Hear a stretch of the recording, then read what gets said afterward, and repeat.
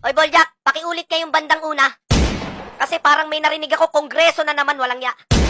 Ngayong taon po, 2024, mas mataas po ang inilaan na budget ng Kongreso. Walang ya, kongreso na naman, si speaker na naman. Lalo pang pinataas yung budget ngayong 2024 na wala ka namang maramdaman. Yung budget ng Pilipinas, siyang pinagmumulan. Totoo nga ang sinabi ni VP Sara na ang budget ng Pilipinas ay hawak ng 2 buhaya lang. Ben, 2 tao lang. Eh, buhaya gusto ko eh. Biruin mo, 1.44 billion per day. Hindi mo na matatanggihan, speaker, kinantahan ka na ni Villanueva ng My Way. Tiba-tiba yung buhayang araw-araw birthday. Gusto kasi ng kupal na to, Band-Aid solution. Ayuda dito, ayuda dun. Eh saan na napunta yung 1.44 billion? Araw-araw pala yun? Hindi man lang namin naramdaman yun. Tingnan mo yung extra pondo na 90 billion sa PhilHealth kinuha.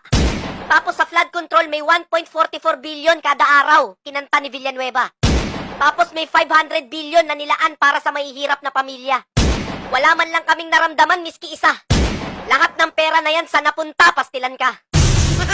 Tapos yung kababayan natin na OFW sa Saudi Arabia, binitay, hindi man lang pinagtanggol neto. Kaya mga OFW, mag-ingat kayo kasi wala kayong maaasahan dito. Tinapik na to ni Super DM pero itatapik ko rin dito.